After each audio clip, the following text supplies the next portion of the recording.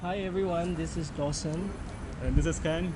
Today we like to talk about our studying and working life experience in Singapore. I came to Singapore in 2010. I studied here for 3 years. Since then, I have been working here in Singapore. What about you? Yeah, okay. So to me is I reached here 2012, and I studied for 2 years until 2014. Then I start working here 2015 and then now. So overall I am here around 6 years already. Okay. Yeah. So, can you tell us a little bit about how your expectation is different from the reality in Singapore? Oh, okay. So the first thing is so when I reach here and attend the school, then of course, I need to communicate with a lot of different nationalities. So the main problem is the language and the food. Okay, so the location is okay, but the food is like, because we are student, so I don't know how to cook.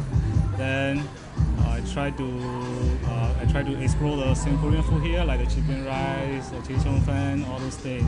But in the end, right, after a few weeks, I cannot take those kind of food anymore.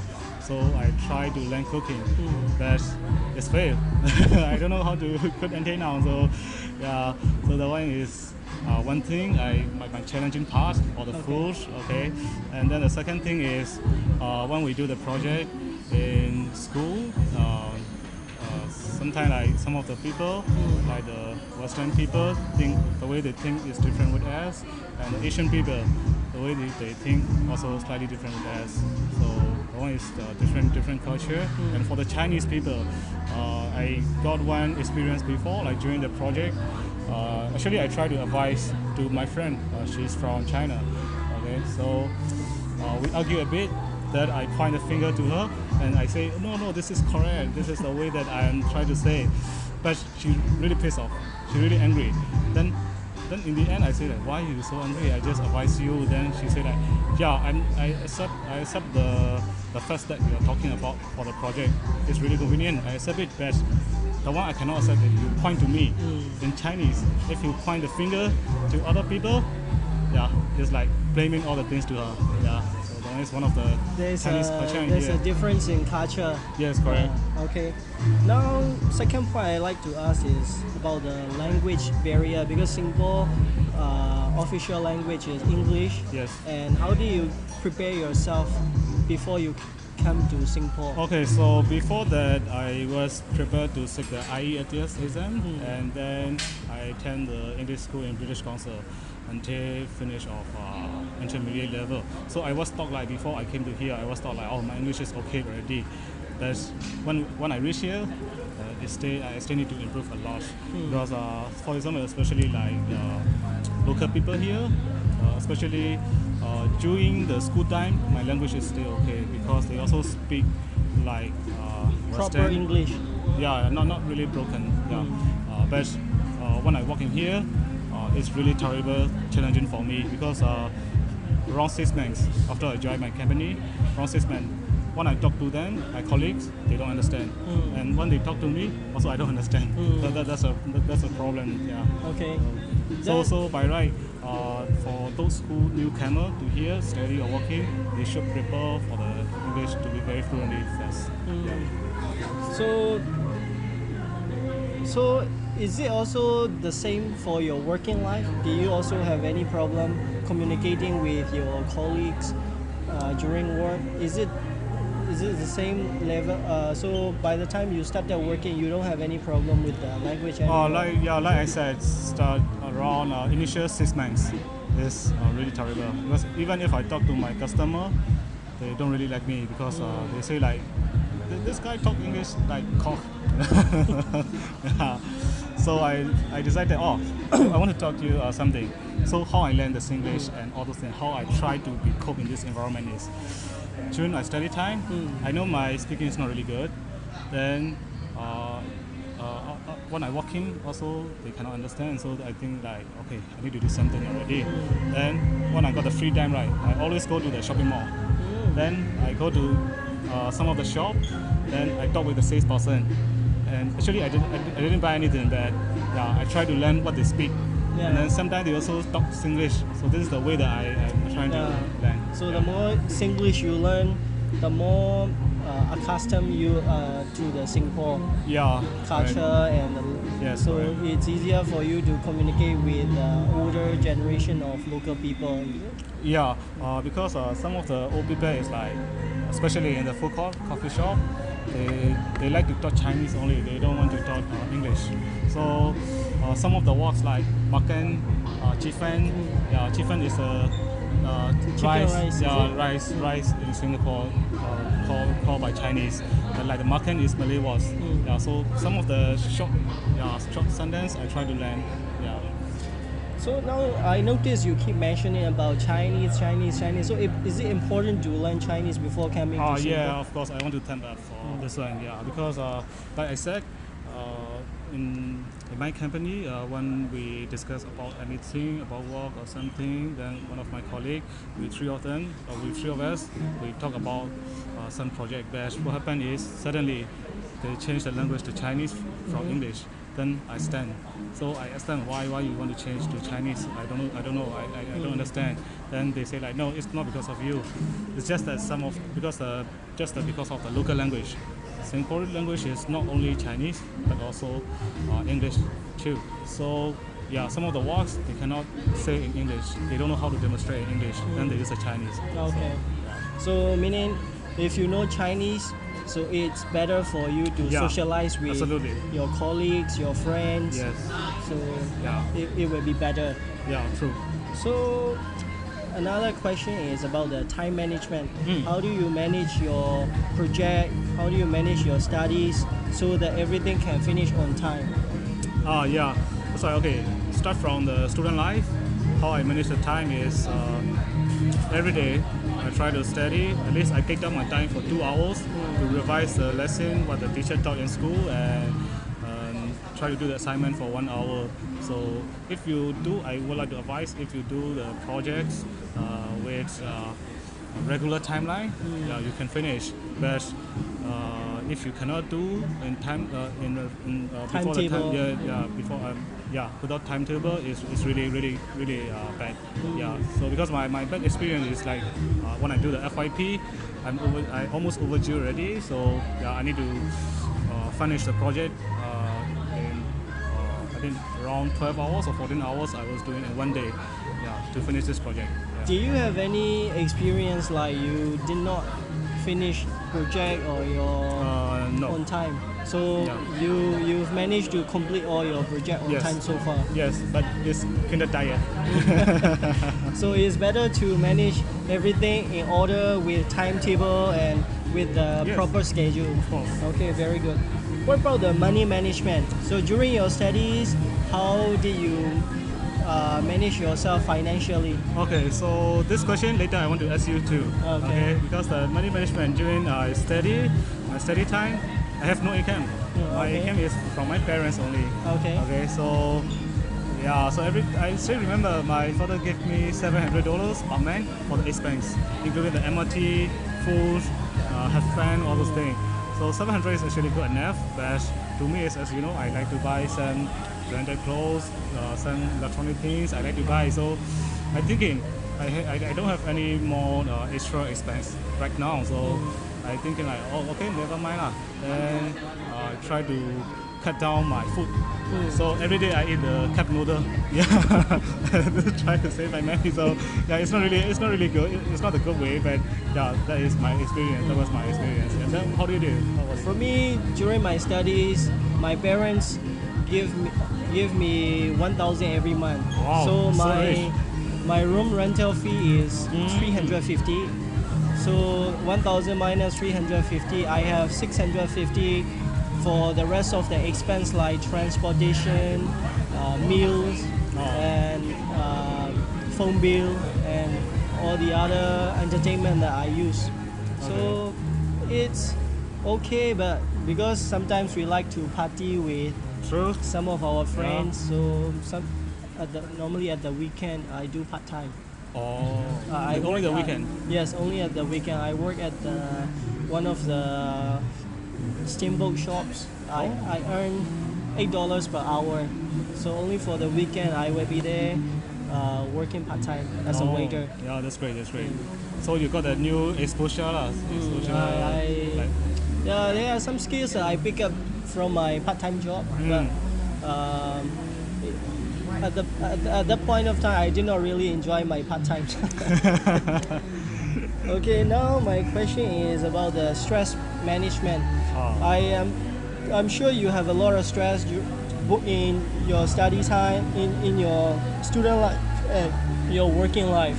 yeah. So how do you make sure that you are not overly stressed, and how do you maintain your stress level within control?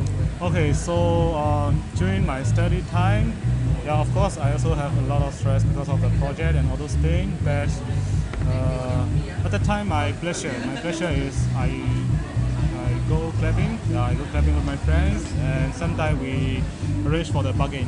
Like we went to the East Coast, then we bring a tent, then we make them a barbecue and drinking. Yeah, this is kind of my stress relief during my study time because and then but now in working, the stress is like double or triple time the student life, right? So yeah, so now right,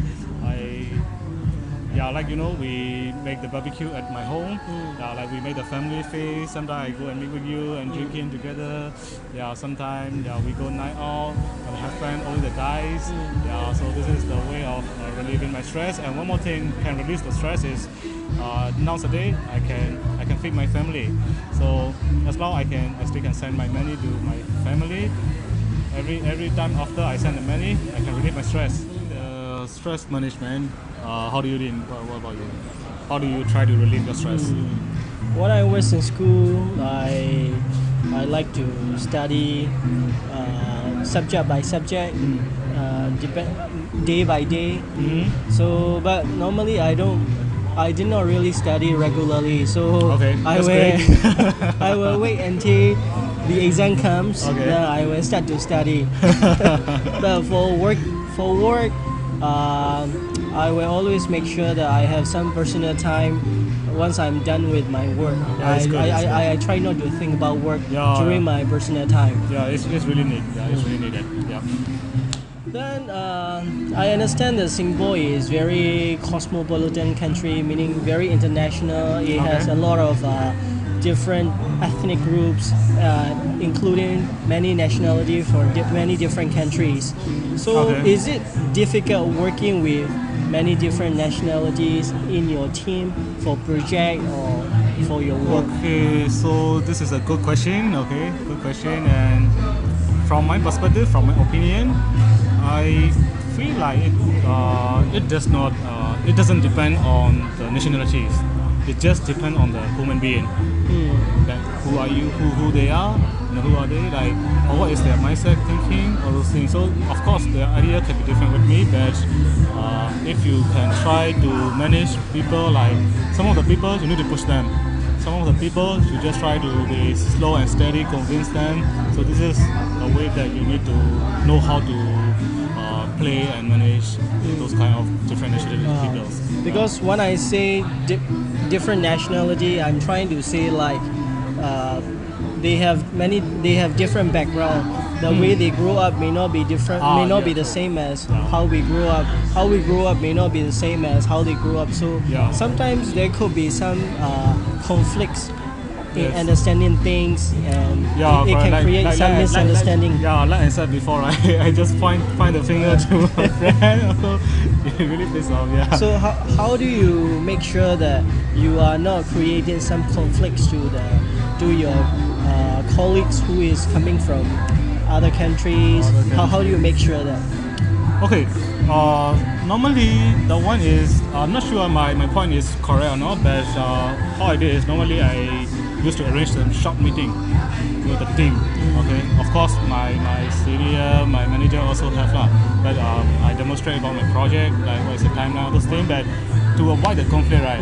After finish the meeting, after finish the meeting, then I ask them, are we on the same page? Yeah, are we on the same page or not? Any question? or how do you think you can feel free to advise me, yeah, like this, so that everyone understand, everyone in the same page, so it's good, yeah. Very good. And now, I want to ask about self-independent. Oh, okay. So because we are here alone in Singapore, most of us don't really have family with us here in Singapore. So how is it different from being in Myanmar or being in your home country?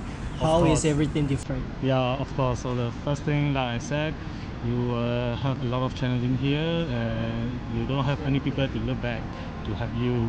So yeah, before you came, you need to prepare how to survive alone. Like, I always take note one of the cute. Like I also make the wallpaper on my phone. Like I never lose. Either I win or I land. I follow this cue.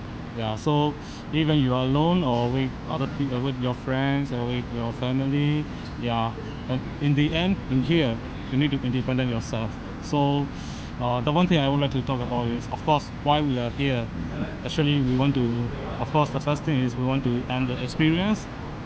Those experience we cannot get in Myanmar, in our country. So first is the experience, and then the second thing is the money. Of course, here the salary is good, so yeah, the money. But the last thing I just realized is how to say, like every time when I go back to Myanmar for vacation, like 1 week, I feel like 1 week or 2 weeks, I feel like our parents are getting old, you know. So every time you will be realized Very too. good point. Yeah, getting old. So I think so I changed my decision. Last time 1 year, one time only I go back. But when I go back, I stay there 2 weeks or 3 weeks. Yeah. But now I changed my consideration. I think like, okay, what about I frequently go back, even even a few days, only 4 or 5 days, 1 week, maximum 1 week. But every 3 or 4 months time, then I can go back and see my friend, see my family. So it's a good thing. Yeah, it's a good thing. So yeah, one day, one day I will go back. But or the second option is if I cannot go back, I will try unless if I got the PR here, or I can apply the dependent pass, then I can bring my family here. So this is the way that. So it's like sometimes people think like, oh, you're staying abroad, your license, everything is good. No, okay, money wise it's okay, experience wise okay, but family wise, yeah, it's really sad. You know, because you cannot take care of family every day. In Myanmar, of course, some of my buddies working in Myanmar, they say, stressful, stressful. Of course, we also can stress and work, but at least when you reach home, then you can see your family, you can have the family dinner. So that one is very, very important. Yeah. So what do you miss the most being away from home country? The most? What do you miss the most? Miss the most? Actually, yeah, I miss my family. Yeah. Just that I don't want to do anything. I just go back and take dinner with my family, and we talk about our life, what is the future plan, and like then take care of my father. Yeah, so I really miss them. So this is the pain part for me being here. Other than that, it's okay lah. Yeah. So for those who like to come to Singapore either for job or studies, what do you like to recommend them? Oh, okay. Like this one is the first thing is the language, because this is my opinion. Some last time one of my customer, when I talk to him, like we discuss about something, then he said like, oh, because of course some of the people they don't know like Myanmar, they talk like Malaysian Chinese or something like that. So we best one time he asked me, because I don't understand Chinese, so he asked me, oh, where are you from? Then I said I'm from Myanmar. Then the way the facial expression is slightly different. Then he said like, oh, I think your English is okay, but you know some of the Myanmar people, your English is not really good. You know, like they don't know how to communicate people. So at the time I was pissed off. So I told them like, okay, you can say that. I accept it. Of course, our English is not good enough to go abroad and work, but we can improve. Yeah. So you cannot suggest like all the Myanmar people are like this. So the first thing I want to say is language need to be good. Yeah. Speaking with Singlish is okay. If you stay here, I think around 1 year, then you will be okay. But like listening, writing, yeah, those things are quite important. So for those who want to come here, need to prepare the language first. Okay. Yeah, and then the second thing is like stress management. Yeah, so you need to prepare how to manage your stress level. Yeah, so for example, like if you got a project or if you do something, you need to prioritize which one is more important. And some of the very low priority. Do priority first. Yeah, do priority first. That one is a good thing for you to handle those kind of Okay. things. Yeah. So you like to recommend these tools to anyone who is coming to Singapore for the long term. What about cooking? Do they need to know how to cook? Cooking now. Yeah, of course. Yeah, because if you don't know how to cook, then I think you will be spend more money because every time you need to go Peninsula to eat the Myanmar food. They are quite expensive. So you know how to make cooking is a good thing. By the way, what about the expense? How do you think? Expense? How much they should prepare? Yes. Yeah. Very How good question. How much they can predict? Yeah. should they bring to Singapore for the coming for the long term? Yeah, the way is depends on the first thing. It depends on the location because if your location is near the CBD area, like Bugis or like Eunos, Paya Lebar or like Clementi, those things is quite expensive. So at least the room is at least 400 to 500 Per man. Yeah, per man, 400 to 500 per man, and the utility, the PUB like gas, electricity, and water, the one is charged about $50. So okay, let's say the location, okay, we cater for 550. Then the phone bill, maybe $50 to $70. So Per man also. per man, so $600. And then the MRT, and then sometime you go out with your friends, all those things is maybe let's say 800 to 1K, so around 1.5K to 1.7K you need to spend. So let's say if your salary is 2.7K, then you can save 1,000 per man. Maybe your salary is 3.7, then you can at least save your money like 2K. Depends on how you gonna set it up for it. Yeah. Okay, let's stop our discussion here. And all the discussions are based on our personal opinion. Yeah. It can be different from others' opinions. Yeah. Thank you very much. Yeah. We just share our exposure. Yeah. Okay. So thank you so Thank you. much. Cái đâu nha? Đây này.